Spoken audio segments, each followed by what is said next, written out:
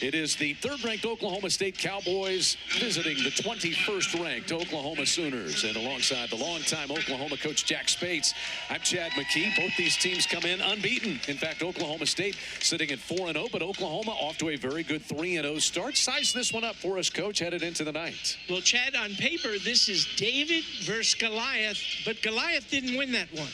And Sooner football beat Alabama, and Bedlam is a crazy thing.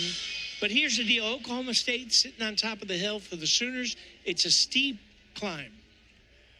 The head coaches of this one, second-year man of Oklahoma, Roger Kish, and in his very first season, replacing the legendary John Smith, is David Taylor, big-time wrestler on the international stage and collegiately, Olympic gold, 3 world championship titles, a couple of NCAA championships. But the first time he has been through this Bedlam thing, and you as a former coach in this rivalry, what is Bedlam like when you're over there on the sideline? Well, David said, well, one, it's crazy. And David said he's been in big matches, but never something as personal and intimate as this, where you have a state rivalry. Didn't have that at Penn State, but he'll adjust well. Set to go at 125 pounds, it is Oklahoma's 24th-ranked Antonio Lorenzo and 3rd-ranked Troy Spratley of Oklahoma State. Interestingly enough, though we have guys who have been around the sport a bunch, we have only one bout tonight that is a rematch. It's only one bout where the guys have faced each other once before, and that's all the way up at the heavyweight spot when we finally get there between Juan Mora and Wyatt Hendrickson. And I think Juan Mora will be fine with not having a rematch there.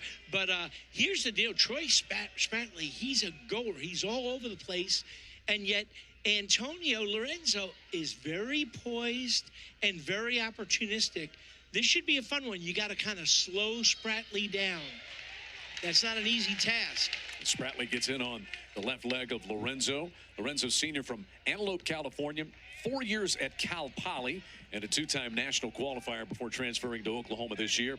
And Spratley's a Minnesota transfer, redshirt sophomore out of Plano West High School, but he was a freshman all the way out in Pennsylvania, then a sophomore at Collinsville in Oklahoma, and graduated from Plano West High School, then began his collegiate career at Minnesota. Yeah, unbelievable. And Minnesota lost a great one. This is a kid who can win a national championship this year. He was in the bubble round last year, so very talented, very skilled, a lot of weapons in the arsenal, but we've got a scoreless match right now. Yeah, Spratley was 1 win shy of being an All-American for the Cowboys last year. He was the Big 12 runner-up. And that's Lorenzo's big move, single to his left. Let's see if he can build his back and get an angle. Head to the outside, back inside. May run out of real estate here. Got to watch that ankle as you step up.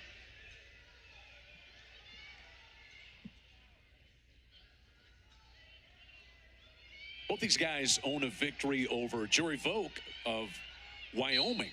And for Lorenzo, that was a big upset at the time for him.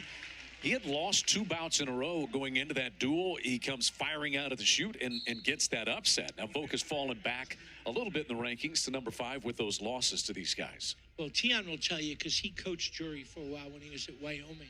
And that kid tends to rise when it counts. But those were great wins for both these men. And here's the deal. Antonio started off really slow, but he has been on fire lately. He's making big strides.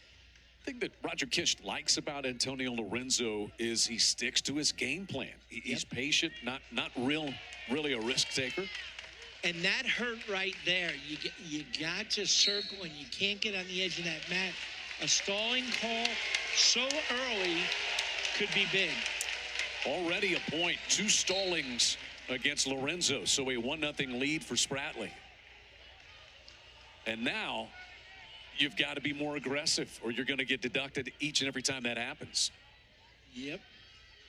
So 1-0 Spratley. Had a very good career. As we said, 1 win shy of All-American last year. Finished 3rd at the Cliff Keen. Oklahoma State had a very good run out at the Cliff Keen in Las Vegas. Had their entire lineup on the podium. That's the first time that's happened in 25 years. All in the first top 5 and the second highest scoring total in history. So Spratley will start on bottom here. Lorenzo on top.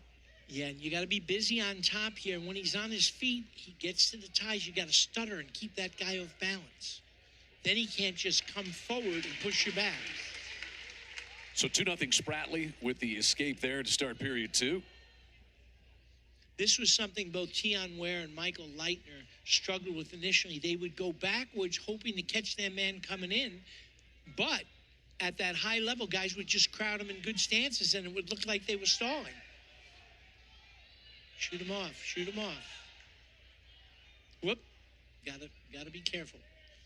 Non-biased.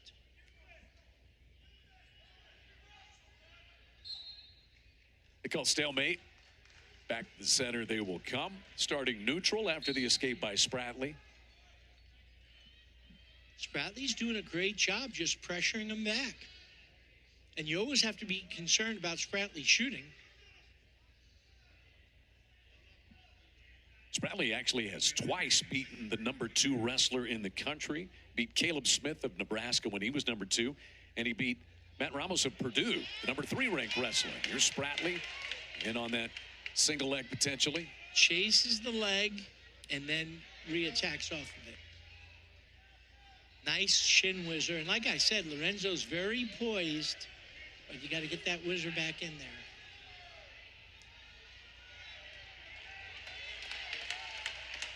.30 seconds left here in the period. No takedown. Crowd's already into it here at 125. And there's the takedown. So 3 more for Spratley, and he has a 5-0 lead. Well, and obviously that's not what you want, but it may press Antonio into being a little more aggressive. So now 16 seconds left in period 2. Let's see what a first move we have. Spratley will be able to start on top in the final period. He will eradicate the little bit of riding time Lorenzo had accumulated. It's back at 0 now. And he's got some tilts from that crab ride. But it won't happen just yet. And we are through 2 periods in our opening bout at 125 pounds.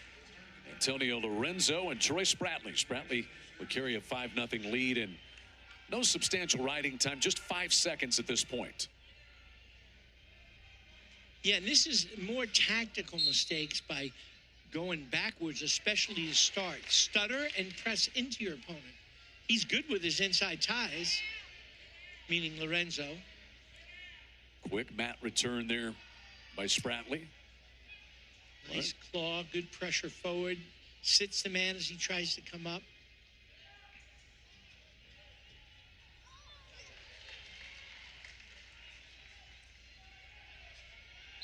Out they go. And back to the center. 33 seconds now of riding time accumulated by Spratley. So another run like that, and he would be able to get to the 1 minute necessary for riding time. Yeah, interesting. I would think they'd cut him. There's a caution on top issued Spratley for starting too quickly.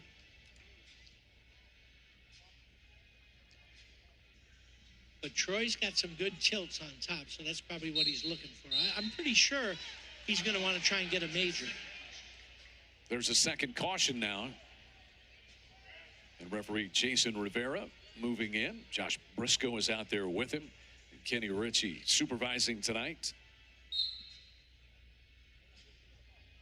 Clean start this time.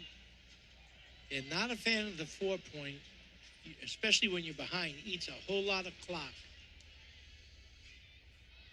That's a 4-point stand-up that I'm talking about.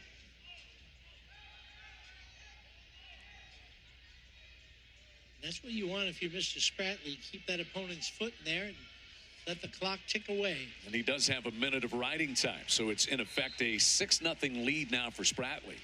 And Lorenzo's got to get something done with a minute left in this final period. But don't try and sneak a quick start. With 2 cautions, you don't want to give away another point. If you're Spratley, and do you ride for a few more seconds and then maybe cut him? See if you can potentially build toward a major decision, or are you just going to ride it out? I'd say cut him. There he is. So the first point for Lorenzo is the escape. Remember, riding time of 1:12, so it's 6-1. And a takedown for Spratley would get him to a major decision. Yeah, and this is tough because I think for the Sooners to win, and that's a tall task, they had to win the first 4. And that doesn't look like it's going to happen. There's another point for fleeing the mat there. That was actually Spratley, who was cautioned and then hit with a point. So that changes things a little bit. Yeah.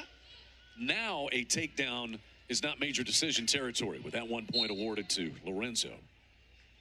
Just making sure that they got that handed out properly. Looks like they did. Nope, now they have changed it. Oh, that's what I didn't understand. They put the point up on the wrong side. Yes. So it is actually 6-1 in favor of Spratley. And if he gets a takedown, which he just did, that's going to be a major decision. Yeah.